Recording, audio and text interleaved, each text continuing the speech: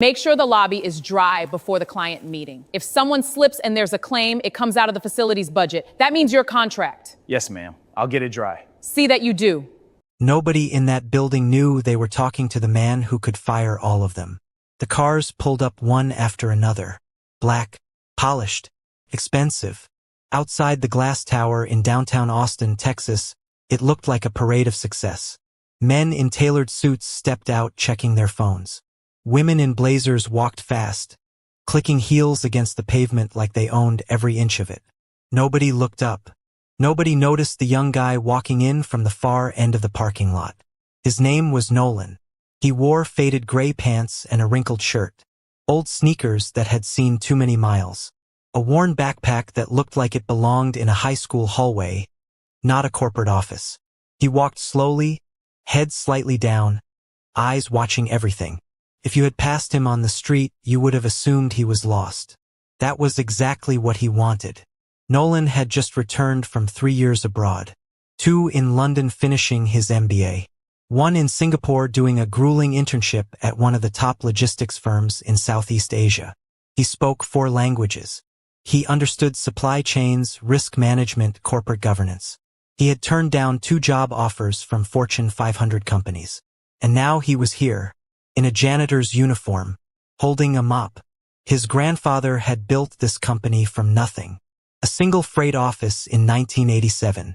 Now it had 4 floors, 200 employees, and contracts worth tens of millions. And in 3 months, his grandfather was stepping down and handing the company to Nolan. But Nolan refused to walk in as the heir. Not yet.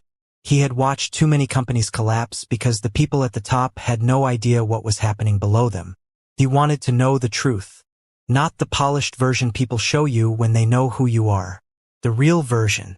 The version that only exists when nobody is watching.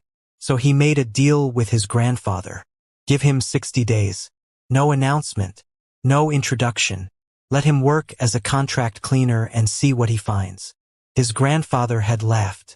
Then agreed. That was 6 days ago. So far, Nolan had learned 2 things. The floors were clean. The people were not. He was mopping near the elevator bank when she first spoke to him. Her name was Kayla, Assistant Director of Operations. Late 30s. The kind of person who had decorated her office with her own awards.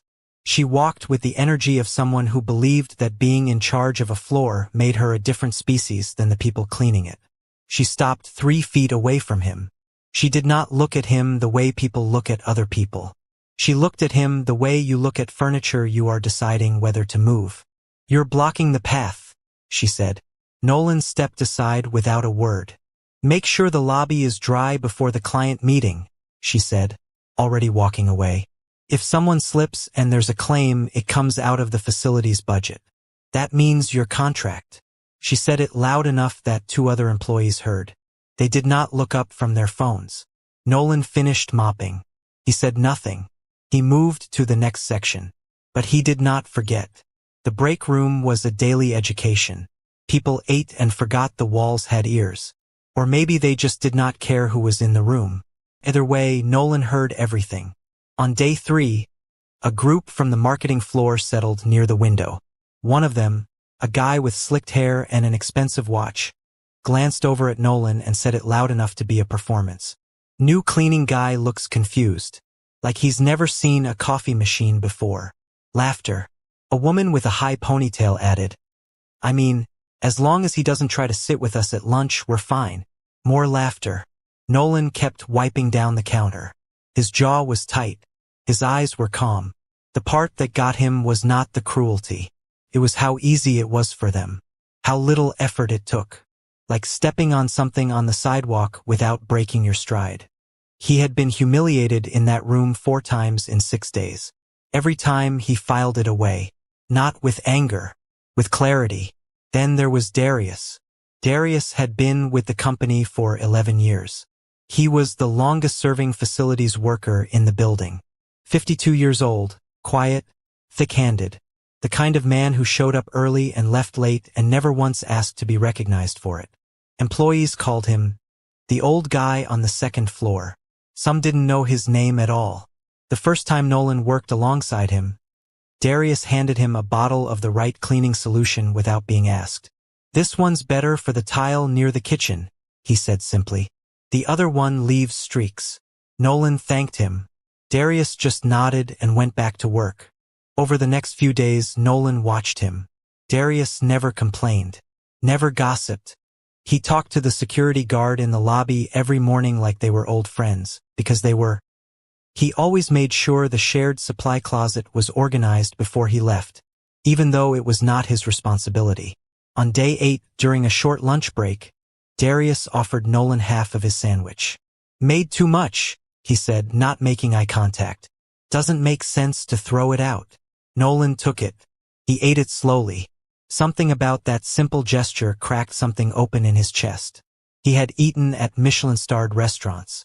He had sat in first-class cabins on transatlantic flights, and he could not remember the last time a meal had meant something to him.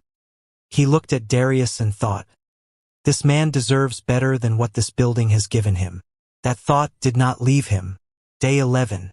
The incident happened on a Thursday afternoon. It started with a missing petty cash envelope from the Employee Cooperative Fund. The fund was a small thing, around $400 collected monthly for birthday gifts, farewell parties, and small office events. Someone had reported that the envelope was short by $200. By 2 p.m., the whole second floor was buzzing. Kayla moved fast. She always moved fast when there was a public moment available. She gathered a group near the common area and announced, with absolute certainty, that she knew who was responsible. Darius. She said he had been in the storage room near the fund box earlier that morning, and that the timing was suspicious, and that in her professional judgment, this was not the first time something had gone missing when he was around. She did not have evidence. She had a tone, and that was enough for most people in that room. Darius was standing at the edge of the group when she said it. He had come in to replace the water jug in the corner. He stood very still, holding the jug with both hands, and said quietly, "I didn't touch anything in there except the shelf where the jugs go." Kayla looked at him like he had said something absurd. "We'll let HR sort it out," she said. HR was notified within the hour. Darius was given a formal warning and told to expect a follow-up investigation. His supervisor, who knew him for years, said nothing in his defense. Not one word. Darius walked out of the HR office with his head down and went back to work.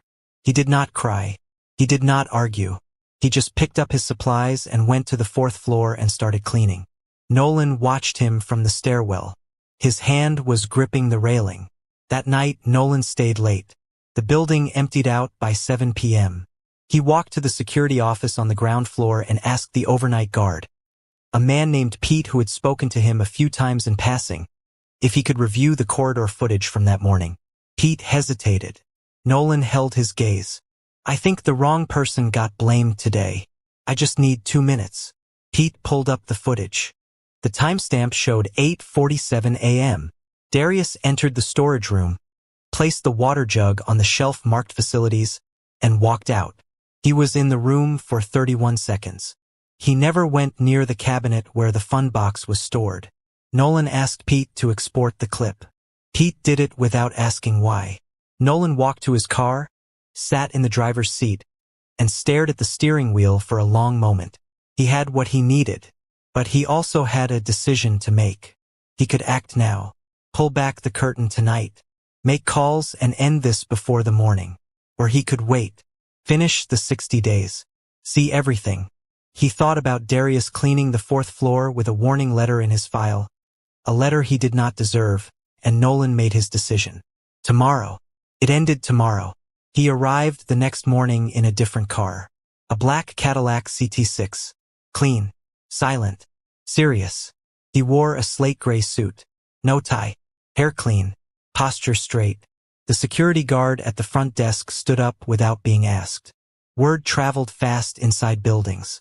By the time Nolan reached the 3rd floor conference room, 14 people were already seated and 4 more were filing in, including Kayla, who walked in smiling and extended her hand. "I don't think we've met," she said. "I'm Kayla, Assistant Director of Operations."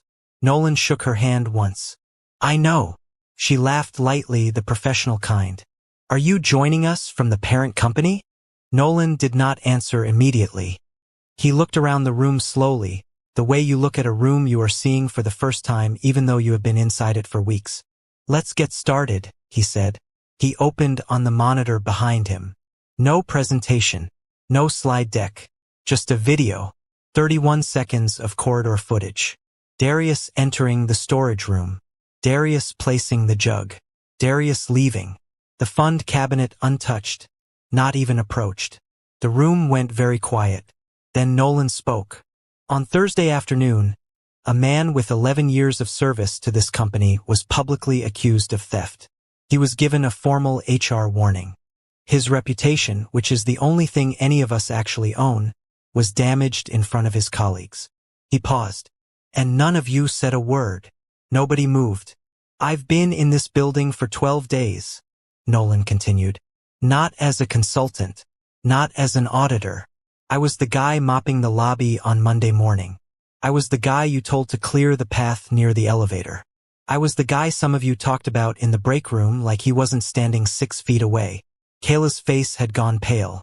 She was looking at him now with the expression of someone who had just stepped off a curb and found no ground beneath them. I came here because I needed to know what this company actually is, Nolan said. Not what it looks like in a board report. What it is. The culture. The character. Who people are when they think nobody important is watching. He let that land. What I found is that this building runs on 2 separate sets of rules. One for the people with titles. One for everyone else. He looked directly at Kayla.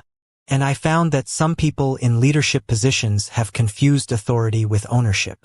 They've confused managing a team with being better than the people on it. Kayla opened her mouth. Nolan raised one finger. Not aggressively, just firmly. She closed it. He called Darius into the room. Darius came in still wearing his work uniform. He looked around at the faces, all turned toward him, and he stood the way he always stood. Quietly, without pretense. Not sure if this was another interrogation or something else entirely. Nolan walked to him and extended his hand. Darius shook it. 11 years, Nolan said. On time every day.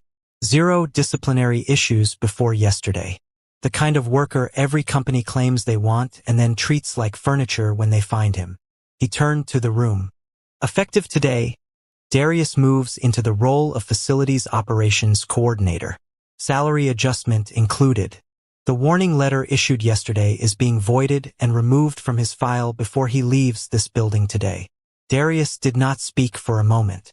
Then his jaw moved and he pressed his lips together and looked at the ceiling, the way people do when they are fighting something behind their eyes. He nodded once. That was all. The room was silent. Not the tense kind of silence. The heavier kind. The kind that settles in after something true has been said. After the meeting, Kayla was escorted to HR. Her employment was terminated before noon. Nolan requested a brief, private conversation with her before she left the building. She sat across from him in the small conference room near the lobby. Her blazer was still on.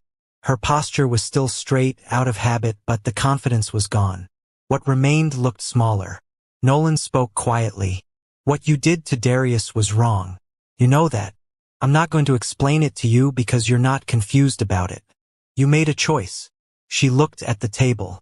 But losing this job doesn't have to be the thing this day is remembered for, he said. He slid a card across the table. It had a program name on it. A leadership development and ethics course his company had funded for workforce transitions. If you decide to use that, someone there will help you figure out what you actually want to build, not what you want to control. Kayla looked at the card for a long time. She picked it up. She did not thank him, but she did not put it down either. She stood, pulled her bag over her shoulder, and walked out. The weeks that followed were different. Not dramatically different. Not the kind of change that gets announced in a staff memo. But different in the specific way that rooms change when the pressure inside them finally releases. People held doors open. They said good morning to the facilities team by name. The break room conversations changed tone. Not completely, not immediately, but enough. Nolan did not make a speech about culture or values. He did not send an all-staff email about respect or inclusion. He just kept showing up. He knew where every broken hinge was in the building. He knew which hallway light flickered at 4 p.m. He knew the security guard's daughter had just started high school. He knew these things because he had been in the building when nobody thought he mattered. And now that everyone knew he did not use that knowledge to punish. He used it to build. 3 months later, Nolan stood in his grandfather's office. His grandfather was 81, thin now where he used to be broad, but the eyes were still sharp, still measuring. "Well," the old man said. Nolan sat down across from him. "The infrastructure is solid," he said. "The contracts are strong. The financials are what you said they were. And the people?" Nolan was quiet for a moment. "Mostly good," he said finally. "Some didn't know how to act until they had to. A few used their positions to make themselves feel bigger than they were. One man worked here for 11 years and was treated like he was invisible." His grandfather nodded slowly. He did not look surprised. "And what did you do about that?" "What you would have done," Nolan said. "Eventually." His grandfather was quiet. Then he made a sound that was somewhere between a laugh and a sigh and leaned back in his chair. "You ready?" he asked. Nolan looked out the window at the building below. The lobby where he had mopped the floor. The elevator bank where he had been told to move. The break room where he had been the subject of someone's joke. "Yeah," he said. He stood. "I was ready the first morning. What they never knew was this. Darius had applied for a coordinator role twice before. Both times he had been passed over. Both times Kayla had reviewed the applications. Both times she had marked them as unqualified. Nolan found this in the files on his second day as the building's acting head. He never told anyone. Some things